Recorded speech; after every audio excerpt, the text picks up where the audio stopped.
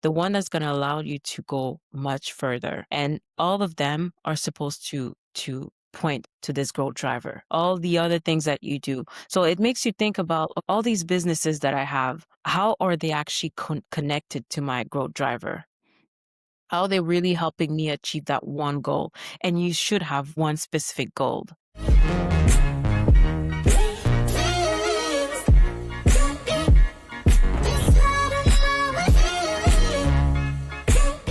Welcome to the Brand Bridge, the podcast for growth-ready, heart-led women entrepreneurs who are ready for messaging clarity, owning your identity, and building the structure you need to create a compromise-free personal brand.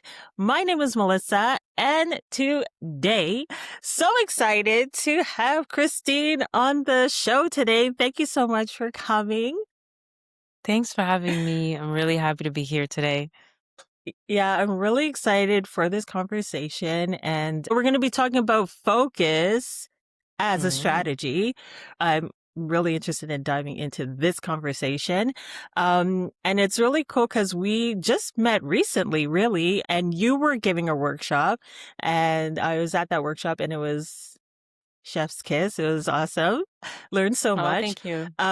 Yeah, it was really great. But speaking of which, why don't you just introduce yourself and so that people can know a little bit more about you? Yeah, sure. Thanks again for having me. I'm so happy. Yeah, when you approached me and you were like, "Hey, I would love to have you in the podcast," I was just like, "Yes, please." Everything related to brand, I feel like this is something I've been struggling a lot with. So I'm so into sharing what I've learned throughout the years. So I'm Christine Jean-Charles, aka Christine Mia on social media. I'm the founder of UX by Mia. So UX by Mia is actually an agency, a creative agency that focuses on research, on providing insight and research to build better and to design better for human beings. So so the workshop that you attended was an intro to UX UI. And yeah, thanks for coming. A part of that, I'm also a DJ Divine Authority. So I'm all about building experiences and the real world as well as on the digital platform. That's amazing. When I found out you're a DJ too, I was like, no way. It's amazing. It's amazing. My husband's a Thanks. musician, so it's like I feel Mm. like I'm surrounded by music and I love it. But I want to know, so we're talking about focus as a strategy, Mhm. and you're just sharing a little bit about what that journey has been like for you as an entrepreneur. So why don't you tell us a little bit about, first of all, like how you got into entrepreneurship, what made you want to start your own business and leave that corporate world? Yeah, absolutely. So, yeah, as you mentioned, I've worked in the corporate for many years. Was actually in finance. My background is economic and international business, so for me it was just natural to go and work in finance or work in an economic environment. So I worked in finance for many years. I worked for multiple banks, and I always felt that it was missing this creative side of me, which is like designing, creating system and all of that, which I felt like I couldn't really express in the corporate world, where it was very structured. It's like you climb the ladder, but every role feels like you're still not there yet. Feels like you're still not getting what you want. So I actually decided to move to London at some point in my career. So I was just like, I also went out separate from an ex at the time. And I was just like, okay, this is the perfect time for me to actually leave the country and experience what it is doing business outside of the country. So I still went on the corporate end, but very creative they were very creative companies. Like I worked for Walt Mm, Disney. I also worked for General Assembly, they brought wow. me this very creative side and perspective of things. So working with them definitely expand my need to start my business. So Mm, it started with wow. because London, you have to also like, even though you have a 9 to 5, if you really want to enjoy the city the way I wanted to enjoy it, traveling every weekend and really enjoy the lifestyle, Yeah. uh like a side job it was kind of necessary, or like Mm. I mean, in my opinion, and my this is my personal experience, I needed to Yeah. have like a side job to make really make it work and to enjoy, not just being home and staying home. So Yeah. so I decided to I started to give salsa classes. I did yoga Right. classes. I was also yeah, I was teaching a bunch of things that actually I've learned throughout the years, and one of them was also braiding. So I was just like I was braiding Mm. my hair all the time by myself because it was very expensive doing your own hair I in need to London. come see So you. I always tell people I was like I'm good braiding my hair, but when it comes to people, I don't want to mess it up. You know? So with that, I was wearing a bunch of colorful braiding hair, and people were stopping me in the street and asking me, "Where'd you Mm, get your braids? It's so beautiful. Who did them?" So I was just like, "Oh, I could actually make a business with that." And this is where I really actually went into entrepreneurship. So I mm, started Braided Rainbow, which was my company, a hair company at the time, and and yeah, and when come came back to Canada, and I had all this knowledge that I learned with General Assembly, the school that I was working with, which we were providing programs for either entrepreneur or individual that were in a career transition, mm, transitioning from whatever field they were and to either UX design, digital strategy, digital analytics, data science, web development. So we were really a tech school, basically, that we're converting individual into the tech field, wow.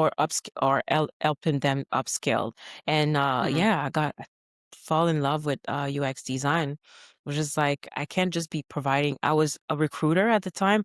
I was recruiting mm, student and the programs, and I was just like I can't be just recruiting student. I don't know what really is UX design. So I mm, was working from 8 to 4, and then from 4:30 to 8, I was in class. So that was wow. spending my whole day at school, just learning UX design, working and then learning UX design, and came back and I was just like, you know what? Let me also do a business with that.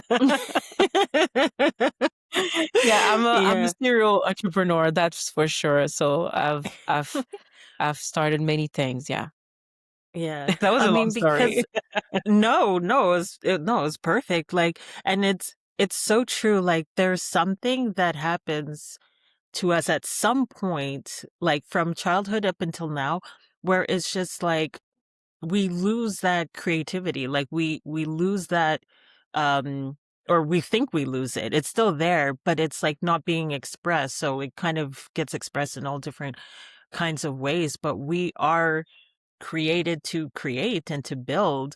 And so I Hmm. feel like when we're not doing those things, it kind of feels like, well, what am I doing? You know, there's a piece Absolutely. of me You're that's not being exactly. accessed. Yeah, Our I was imagination. not feeling at peace. I was not feeling at peace. Yeah. Although my career was great, although I was making good money, I still didn't feel at peace. I still didn't feel that I was fulfilling a purpose. So yeah, so it was, and entrepreneurship, as you always was in me. It's just that I needed to get out of this environment to really tap in. Okay. When you were, so you said it was always in you. Was it ever like when you were a kid, did you ever think, oh, I want to grow up and have my own business? Or it just never crossed your mind when you were growing up? I don't think it ever crossed my mind, but I always knew that I was very creative. Like Mm, all the classes that I was excelling the most at school were anything related to like a lot of thinking. When mm, I had to philosophy was a class that I was excelling a lot. Arts was always mm, excelling in art. So anything that actually sparked creativity or critical thinking were always these classes that I was excelling the most, but I never uh, sat down one day and be like, "Oh yeah, I think I want to start my own business." It was always like, "What can I do creative?" Like I would be painting, I Mm, would be doing a bunch of stuff creative, but never thought I would be an entrepreneur. To be honest, it took me a long time to get there. yeah, and it was like you said, it was just like having this need, fulfilling Mm, this, like, need or this you said that it was, like, purpose that felt like it was just sitting there, um, and so, yeah, absolutely. that's yeah, it's so and I think that just kudos to you because a lot of us feel that and kind of ignore it or feel like, "Well, what am I gonna really do about it?" I have a Yeah. steady because there's this sense of it's like you just think it's very practical, right? To have a 9 to Mm, 5, it's yeah. sturdy, it makes sense. Why would I leave that for something that's unknown? But it's like, especially when you feel in your heart there's something for you to give, something specific. And even when you don't quite know what it is, I could see from your story you were brave enough to be like, I want to find out what that is. Like, oh, Yes. I'm good at this, I'm good at that, let me try it. And so I think that that was really really like brave of you to do that, to take that step, and to Yeah. explore. We don't really Yeah, do that absolutely. enough. Curiosity is Yeah. definitely something that was also about, like, I was always a curious kid, wanted to know, wanted to discover, to explore. And also something that happened too that actually helped that transition for me was when I came back from London. I actually took a 9 to 5, was working for, went back to banking. I was working for an investment company, and COVID happened. Mm, COVID happened, and nothing was stable anymore. People around me were losing their jobs or being laid off, and it was for me the concept of 9 to 5 being uh, a stable position was no longer it. I mm, was just like, actually, I need to be in control of my finance. I need to be in control if I'm going to be employed or not tomorrow. So mm, that's when I actually got more. I integrated more. That side also became very much more like plan A, and my 9 to yeah. 5 became my plan B, because I was just like, I need to feel in control, because actually that's not true. There's no stability in life. You create that stability. Um and yeah, so it's same thing. You could have a 9 to 5, but what if I broke my arm actually last year. So Mm, what if you broke your arm? How long your insurance are gonna cover your recovery?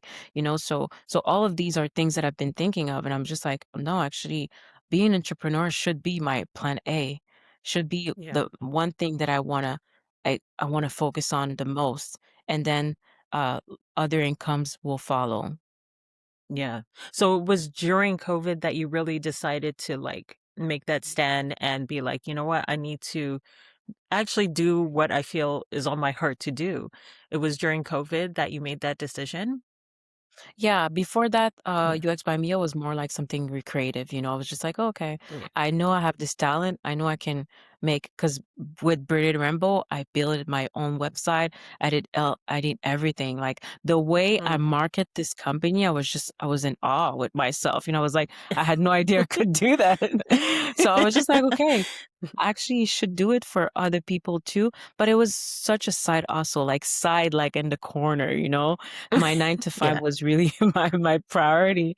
And but after COVID, I really realized that, wow, like nobody's safe. Nobody's safe. Yeah.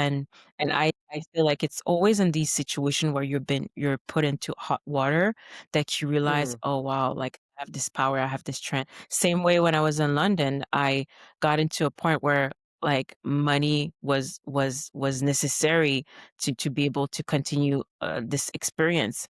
And I was just like, okay, I need to find other ways to make a living. And I was just like, if I did it there, I can do this again. I'm able to. Yeah, Yeah. definitely.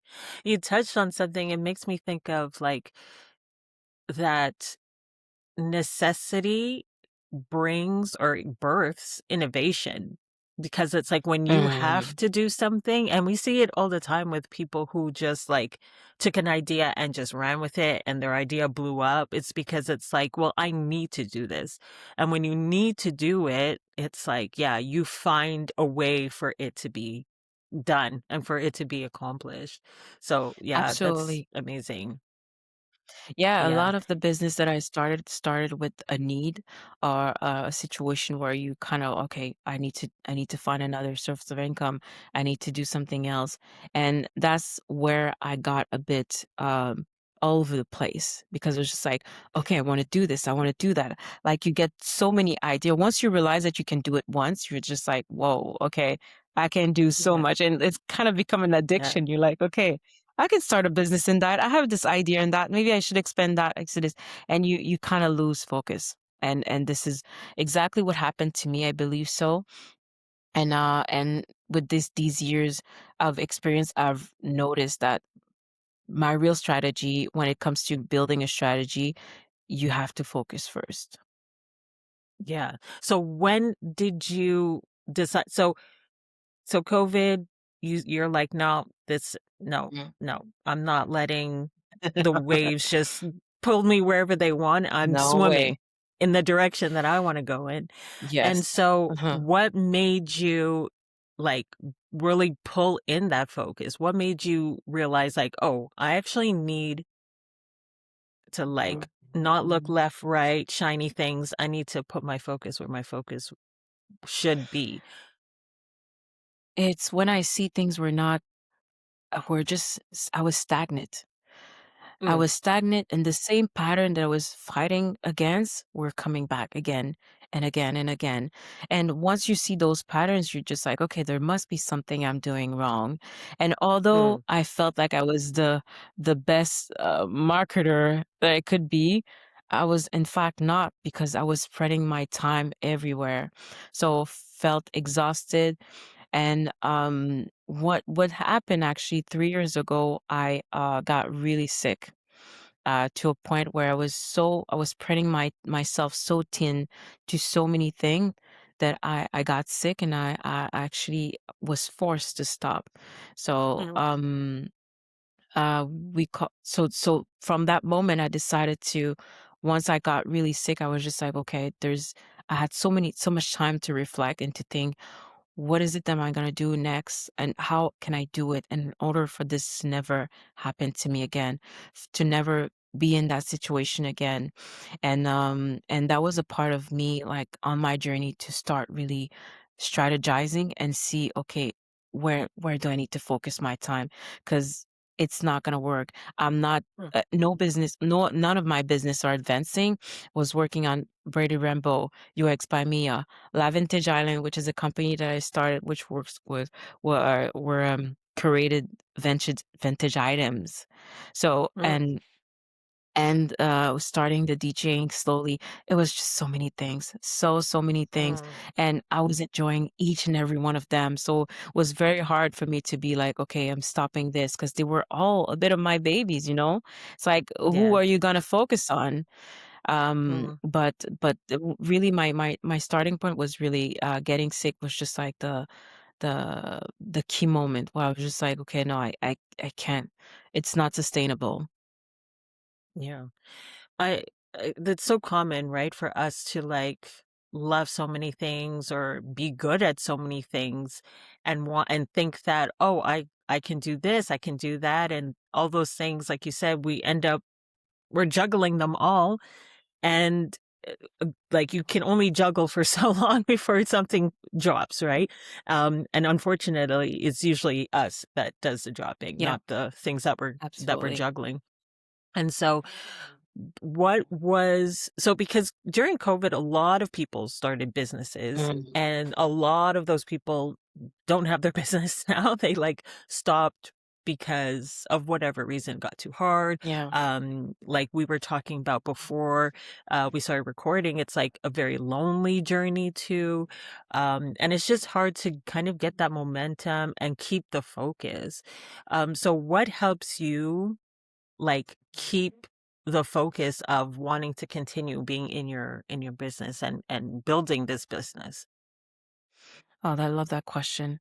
I love that question because we often believe that the transition to 9 to 5 or to a corporate to an entrepreneurship is done like this, and Mhm. that's not true. It takes time. I actually went back to my 9 to 5 like many times. I stopped. I went back. I was just like, okay, no, that's not gonna work. I went, and so I did a many back and forth.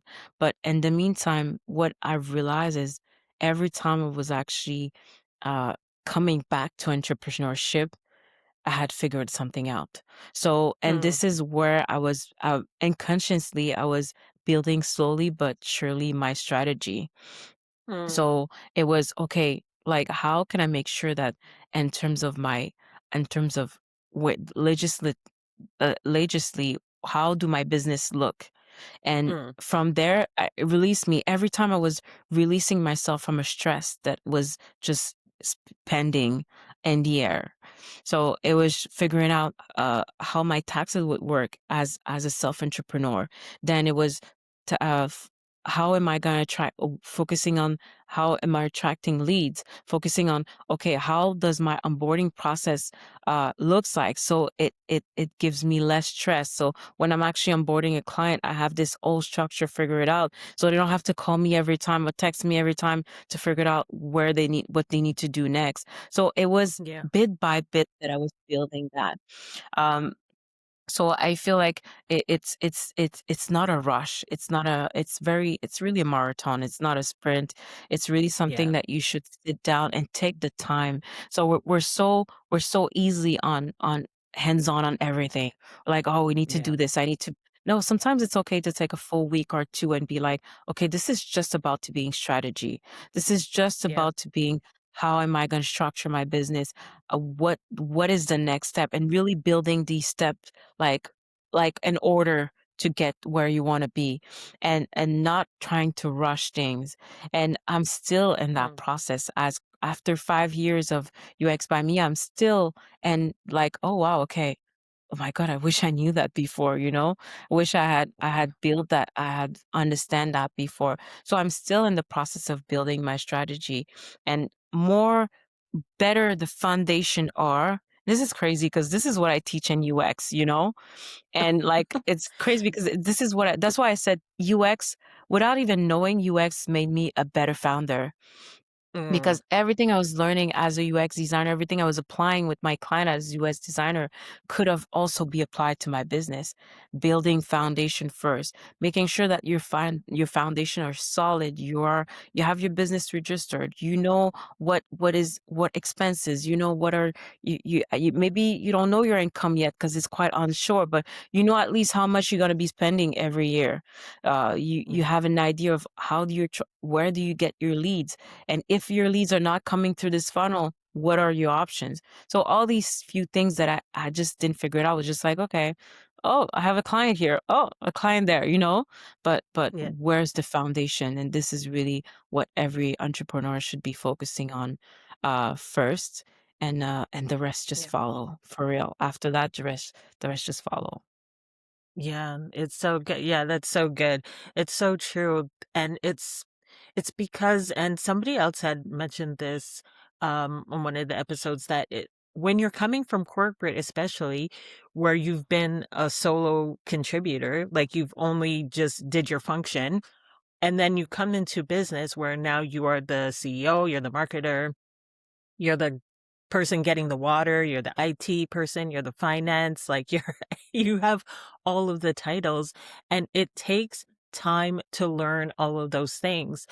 But I think what happened during COVID, it kind of became like very glamorous to start your own business. And so this idea of like, well, I make my own schedule, I do this and I do that. And it's like I'm on the beach, I'm having, a drink by the water, all these kind of things. Mm, But it's like, yes, and your 9 to 5 was 9 to 5. Now you're 24/7, yes, because there's always exactly. something to consider.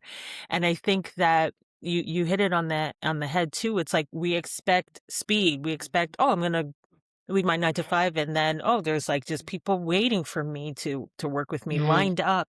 And it doesn't happen like that. It takes time to understand what your process is. And I love that you said about foundation because that's exactly what I feel like. It's so funny. Our business teaches so much about us and it reflects so much about what we believe. So And much. what I do too is like I feel like I'm a foundation like crack fixer, filler, because there's so many things in our foundation that we just miss or we don't see, but it's the most important piece. And it's the piece that people don't want to consider. We just want everything. We want the house, but we're not like considering the foundation that's actually keeping the house up and stable. So I love Exactly. that you pointed all of those things out because it's so key. It's so important. And Yeah. And may I add to this also a few things that I've actually realized about building businesses is uh, things such as learn how to say no, is Mm, some simple things as yeah. focusing is also knowing where to to put your energy, but also learning what sometimes everything could look appealing, but where Yeah. you put your energy is really the strategy, is really what Yeah. we call focus. So for me, it was very important that I learned to say no because I was just like, okay, opportunity there, opportunity there. Not all opportunities are worth investing your time and your energy. And Yeah. also dealing with multiple business, I had to be okay. It's okay, although I love them, all of them equally. I had to be like, okay, I'm just gonna focus on my growth driver. That's how I call it. Yeah. And I actually learned that term in a conference that I was attending, and the advice was really uh it's okay that you have multiple business, that you have multiple things that you're actually are utilizing multiple channel, but you need to have one growth driver, the one that's going to Yeah. allow you to go much further. And all of them Yeah. are supposed to point to this growth driver. All the other things that you do. So it makes you think about, okay, all these businesses that I have, how are they actually connected to my growth driver? Yeah. How are they really helping me achieve that one goal? And you should have one specific goal. So you should think, what is my one specific goal? And and I had to ask myself this question as UX by Mia was definitely my growth driver, was where I could see more income coming in, and it's the business that actually could push me much further. And with that being my growth driver, I will be eventually able to maybe focus on another business later on in few years. So you don't have Mm, to do everything at the same time. There's a season for yeah. everything. And this is also something I had to come in peace with, that I need to accept that it might not be for now. This might be for later. There's a time and a moment for everything. Woo! Love that. It's so true. It's so good. It's so good because I work with a lot of people who are multi-passionate as well Yeah, and have yeah. like do different things. And it's like they kind of want to give their 100% to everything. But like you said, there is Impossible. one, it's not possible. And there is one that kind of is driving that will allow you to do the others with more ease, with more peace.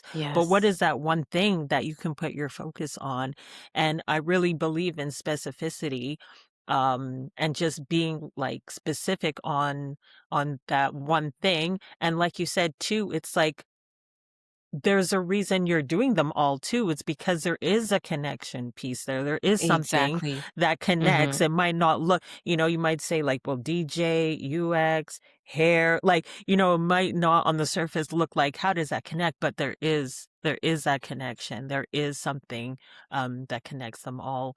And so having said that, I want to know from you, like, what do you feel like you have a specific like message or you have a specific purpose that is like that you see the connection of all these pieces of what you're here to that what you carry and what you want to give to the people you're here to serve. Do you feel like That you is have? such a good question. Yeah.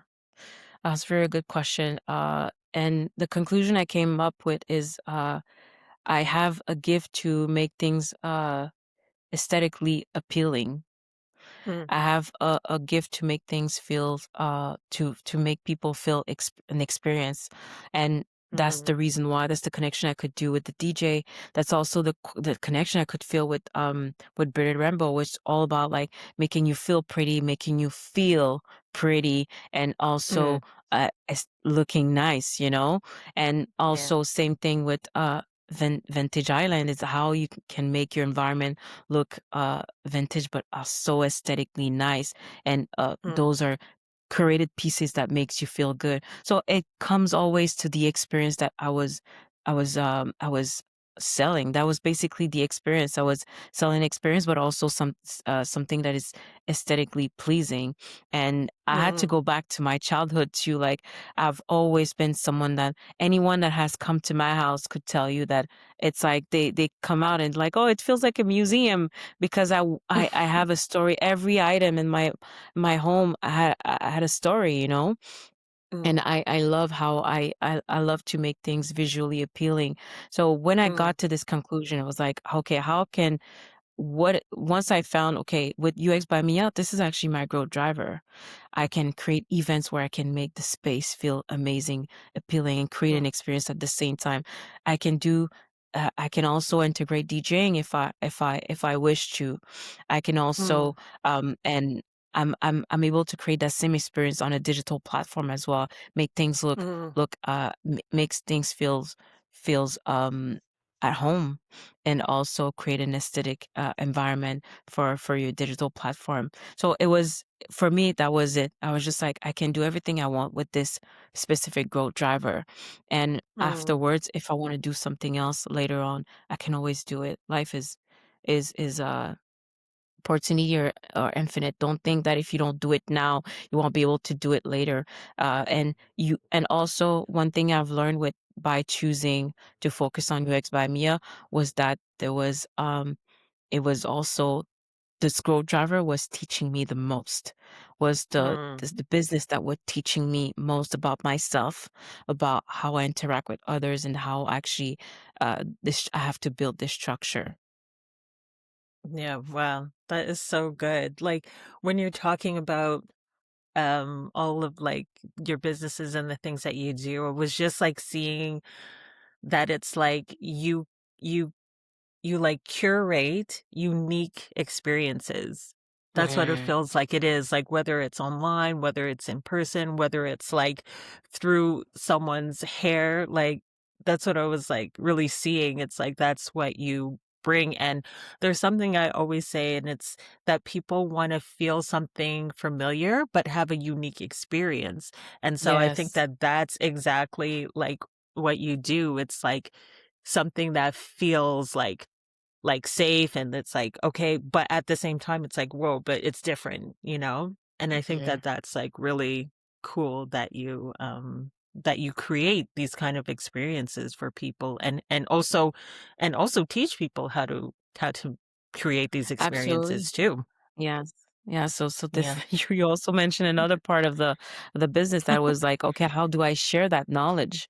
And that Mm, came through podcasts, it's been through came through teaching how do I actually help others creating those same not the same but unique experiences for their business.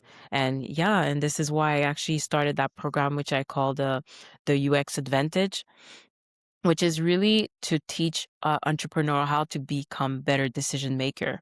And mm, also it's from it comes from my experiences as well as building foundation and really going through my business, but on the UX perspective, how on a digital platform you want your users to feel, how what do you know about your users really? We're so easily jump into conclusion as founders that we know everything yeah. about our users, but the truth is, until you have proof, until you have real insight, you could be surprised of what are the assumption that we make about our user that are totally false because they bias they based on what we have experienced as a person. So there's a lot of research and work that needs to be done before we actually start designing, and founders needs to know how to approach these questions when they speak to a product team or designers. And better we bridge that that better we reach that we how do we say we bridge that gap, let's say, better they can have conversation with tech people that they're maybe not they don't have they couldn't have before that. Yeah. It's so true. Like we assume a lot, we guess a lot, and because Yes, of that, it like also makes us overthink because sometimes when we start, it's like a lot of times, like, we start a business because it's, like, something either that we experienced, something that we needed, something that we, like, just love, or we feel like, "I wanna share this with people," but it's like you said, we just assume that that's because like what we want or what we needed, that that's exactly the same thing that our clients want. And there's a piece that we forget because now it's like we are too close to it. It's too personal. And we might even have forgotten some of the actual reasons why we are doing the things that we do. So we create this thing and then people might not appreciate it as much as we think, and we're, like, wondering why, and it's because we forgot who is it for? Like, we actually need to get that information from the people that it's for, and when you have a business, especially when you've acquired a lot of, like, knowledge and things like that, it's you see everything that people need, and you forget about what they're actually searching for and what they actually want, because it's like, "Yeah, but they need absolutely. that," and it's like, "Yeah, but they don't that's not what they're looking for." They don't know they need that. They know what they want. They know the outcome they're looking for, and that's what, like, we need to kind of, look for, and that's what, like, I love research too. I think it's really important Absolutely. to hear from So people's mhm, mouths what they actually believe. Um, exactly. and so, yeah, that's amazing. So, is there, like for people who are kind of where you were, as in doing all the things, feeling like they are kind of like all over the place, trying Mhm. to chase everything. Like, what advice would you give to a woman who is at that place right now where they kind of started, but they feel like they're all over the place? What would you say to her? I would tell her to really sit down and to think about what is what is the common ground that she has with all these things. Mhm. What are the things that she feels like, because there must be something that attracts them to those different things, to those different Yeah. businesses. And this is deep down what she needs to figure out about herself. And that's why I had to go back to my past and be like, I've always been someone that loves to create visual, appealing experiences. So this was the common things for me across all the different businesses that I started, because I always had that need of creating Mhm. something unique, an experience. And from the moment that this woman knows what is the common thing that she has across all these things, it's going to be easier for her to focus and to find this growth driver. And Mm. if there's, which I doubt, but if there's really no common denomination across all these things, you have to pick one. Mm. Darling, pick one. Pick one, and it's okay. Yeah. It's never gonna be a wrong choice, because these are things that you Mm. love, these are things that you're passionate about. So it's never gonna be a wrong pick, you know? It's just gonna be you choosing to focus on this one thing, bringing it to its full potential, and then be like, okay, now I'm ready to start something else. But you're never gonna do a wrong. It's never gonna be a wrong decision. It's just gonna be adapt and shifting to something that is is um is different, but you're still gonna have this passion. You're still gonna have this love for it. So yeah, I would say, or not, don't be afraid to do the wrong decision, because there's no wrong decision. It's just you adapting to a new way of doing things. Oh my goodness, that's so good. I think so many people need to hear that because Mm, we do feel like, oh, if I say like no to this thing, then I'm going to miss out or whatever. But it's like, and that's why we overthink and second guess our decisions. But I love that reframe of there is no wrong decision because, like you said earlier, everything has its season. So you have to find the Mhm. season which this particular thing's gonna bloom now, and the other ones will, you've planted those seeds and they'll bloom later. So I love that. I think that's so important and something that people are actually scared to commit to. It's like Mhm. a very kind of scary thing to say, this is what I'm doing. This is where I want to put my focus. And then putting that concentration there and going in that direction. So that's really Yeah. powerful. Yeah. Thank you so much for this conversation and for the insights and for sharing your story. I know that there's so many women out there who are right now at that Mhm. crossroads who are Absolutely. just Mhm. like, I need to make that decision and who are feeling scared to make that decision. So I know that this conversation is really going to bless them and have them see something from a different perspective. So thank you so much for coming on, and Thank you. it's just been a pleasure. Thank you for having me, Melissa. And I hope I was able to help a few women out there. It's not easy. Yeah, I totally get it. But once I decided to focus, the growth was impressive. So you need to focus. Thank you so much for having me. Yes, thank you so much. And Thank we're you. going to put your details of like your links and how to contact you and all of that in the description. So Okay, go awesome. check that out. Please follow Christine at wherever and everywhere she is.